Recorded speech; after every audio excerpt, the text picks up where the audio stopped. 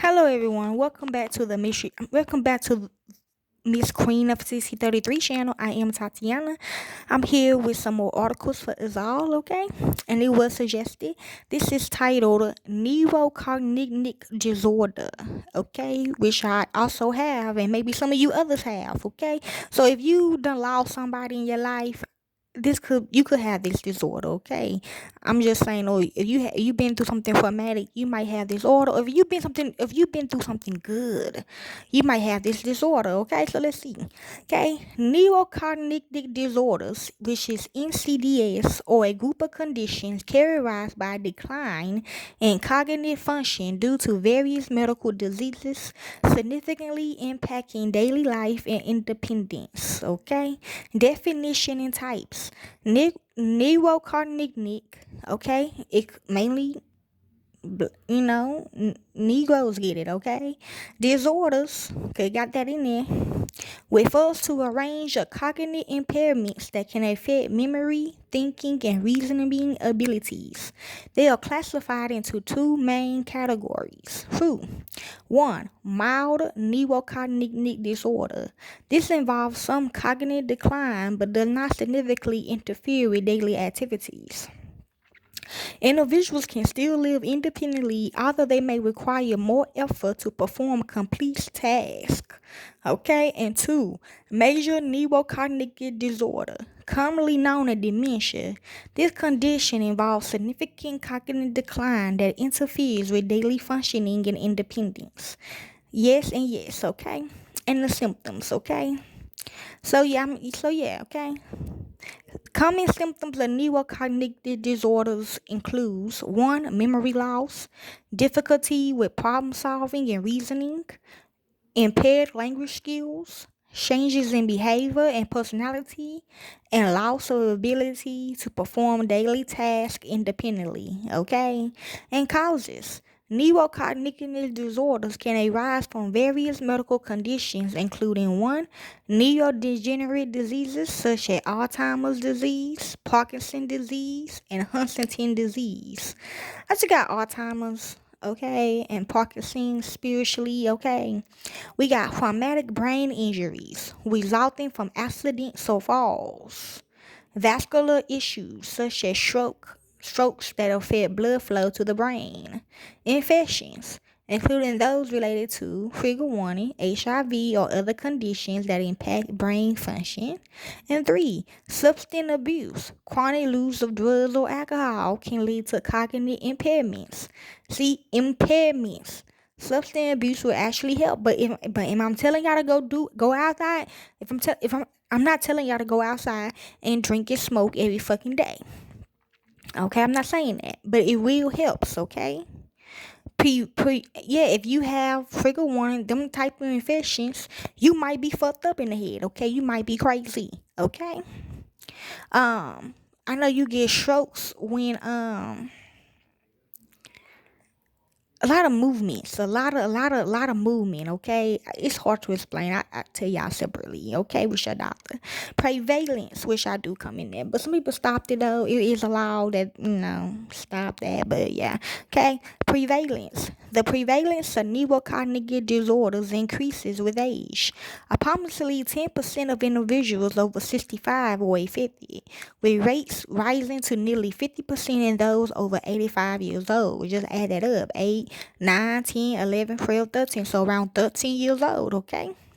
Treatment, okay? But if you've been through something good, maybe not. But if you have, it probably is. You might be a spoiled brat that get whatever they want. And if you don't get what you want, you throwing a potential, okay? When it comes to that, okay? But I don't know how that connected to the memory loss either, okay? So let's begin. The treatment. While there is currently no cure for most neurocognitive disorders, treatments focus on managing symptoms and improving quality of life. Options may include 1. Medications to address specific symptoms, which is mood, memory loss, and mood changes. 2. Psychotherapy and support for patients and caregivers. And 3. Rehabilitation programs to help maintain cognitive function and independence. Understanding neurocognitive disorders is crucial for early detection and intervention, which can help manage symptoms and improve the quality of life for affected individuals.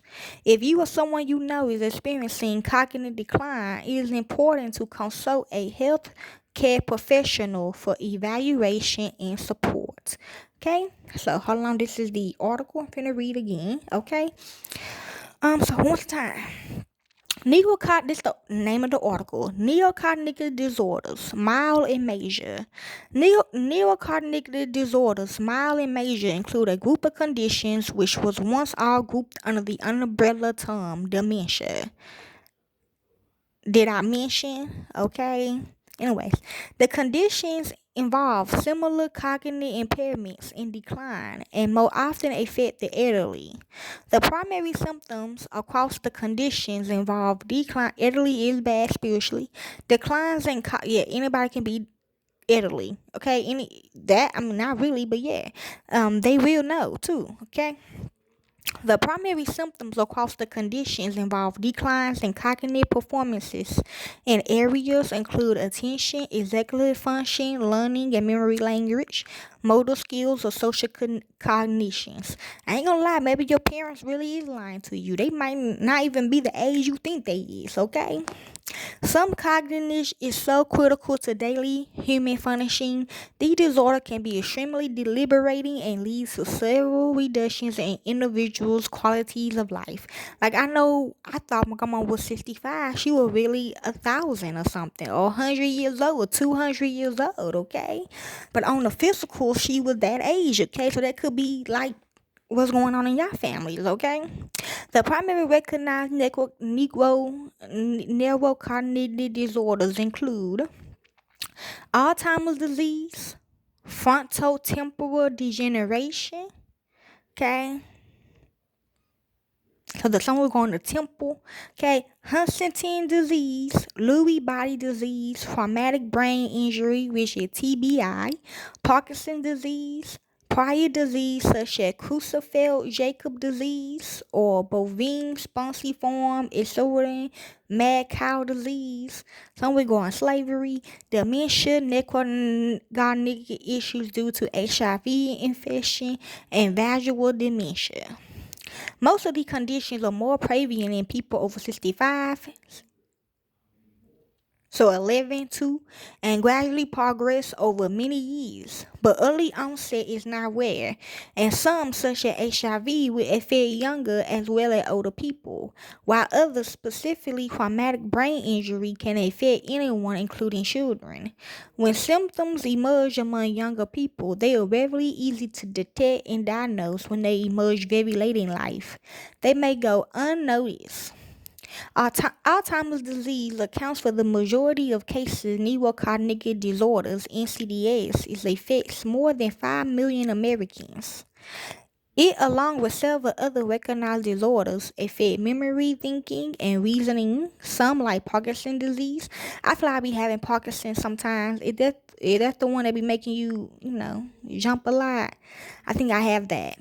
And Lewy body disease also affect the motor system. These disorders can be categorized and diagnosed as that means somebody trying to, take something, take your soul and shit. That's what I figured out. Okay, we be having those symptoms. These disorders can be categorized and diagnosed as either major or mild, also known as slight cognitive impairment, depending on the severity of the symptoms. Generally, a neurocognitive disorder is considered mild if it does not affect a person's ability to live independently. Mine's major. Okay, major cognitive disorder is estimated to affect 1 to 2% of people by age 65. Yes, and as much as 30% of the population by age 85. The prevalence of minor cognitive disorders is harder to estimate, but they are believed to affect between 2 and 10% of 65-year-olds and as many as 25% of 85 years olds, okay? So 13 again, 4, 7, okay? Um, And symptoms, whether diagnosed as mild or major, the mental and behavioral symptoms of the non-recognized neurocognitive disorders are similar according to the DSM-5 and typically include a decline in thinking skills presenting as 1. Difficulty with planning, 2. An inability to make decisions, 3. Trouble focusing on tasks, 4. An inability to remember the names of objects and people.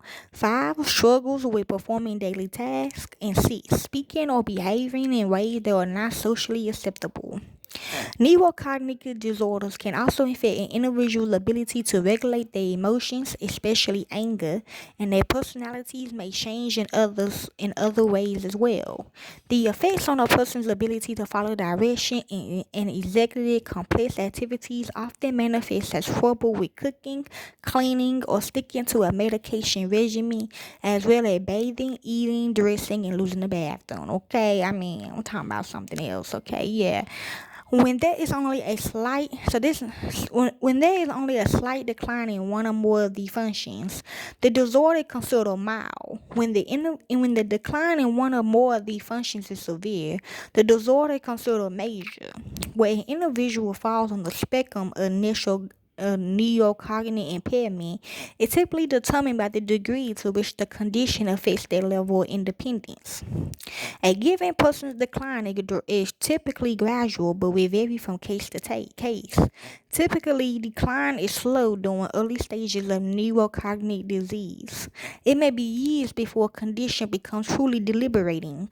For people with both mild and major neurocognitive disorders, though, the decline is generally significant and noticeable to raise the concern of loved ones or healthcare providers. After that, they can be confirmed through testing by a neuropsychologist, and a diagnosis can be made by a neurologist or a geriatric psychiatrist. For a diagnosis of neurocognitive disorder to be made, the symptoms must be associated with a medical condition and not another mental health problem, such as delirium, major depressive disorder, or schizophrenia. Okay?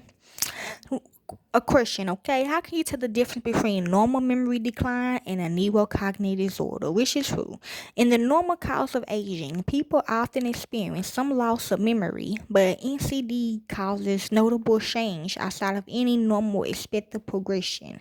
These problems typically become concerning at the point when they are disabling or when they prevent normal everyday functioning. Some key warning signs include trouble losing words and speaking and writing, difficulty working with numbers and making plans, struggle to complete routine tasks, difficulty finding a familiar place, I get that, losing track of the normal passage of time and get easily confused. Do neurocognitive disorders affect more men or women? I'm going to say women. The primary risk factors for major and mild neurocognitive disorders is age. Okay? The older the person, the greater the risk. See, women are more likely than men to be diagnosed with NCDs, but that is almost entirely attributed to the fact that women tend to live longer. And last one, causes. Neurocognitive disorders are not developmental. They are acquired conditions representing underlying brain pathology resulting in a decline in cognitive faculties. They are caused by brain damage in areas that affect learning and memory, planning and decision making, the ability to correctly use and understanding language, hand-eye coordination, or the ability to act within social norms, such as dressing appropriately for the weather or occasion, showing empathy and performing routine tasks. Can a neurocognitive disorder be caused by substance abuse? Yes, substance medication induced major or mild neurocognitive disorder is a condition brought on by excessive alcohol or drug use, leading to persistent enduring cognitive impairment distinct from typical intoxication. When the condition is caused by methamphetamine use, The symptoms are more likely to mimic visual dementia, as the drug can cause visual injury. The prevailing accepted medication, including NCD, is not known but is more common in individuals whose persistent alcohol or drug use continue well past age 50. Okay, I know a lot of people that live past 50, okay with that, especially those who onset of persistent use begin in their in their teens or their 20s. Okay, I'm listening to my doctor, okay? And last one, treatment. There is no cure for most types of neurocognitive disorders, but certain treatments can help alleviate the symptoms temporarily. A doctor may prescribe antidepressants or medications that treat memory loss and other symptoms. For many patients with neurocognitive disorders, ongoing psychotherapy and psychosocial support is often necessary for clear understanding and proper management of the disorder, to establish an accurate caregiving regimen, and to maintain quality of life. Because of the level of support that is often necessary, spouse, partners, and family members often take part in these sessions. Okay. What can someone do to prevent or slow the advance of neurocognitive disorder? Healthy lifestyle choices can generally help reduce the risk of serious cognitive impairment. Specifically, research suggests that making certain lifestyle changes may help reduce a person's risk of developing Alzheimer's disease. These changes include engaging in regular physical activity, which increases blood and oxygen flow in the brain, and maintaining good hydration, and adopting a healthy diet based on fruits, vegetables, and whole grains, and limiting intake of sugar, saturated fats. Exactly. Okay, so we doing good, okay, on our team, okay? Staying socially engaged and maintaining a supportive network of friends and relatives can also help protect against NCDs, as can remaining cognitively engaged through reading, puzzles, and novel activities. Experts also strongly advise that people prioritize significant sleep, limiting alcohol consumption, and not smoke. Exactly, and that's all we need to know about neurocognitive. All you need to know about neurocognitive disorder. If you want to read more, you can. And I hope this helps you all. Thank you, peace, and be safe.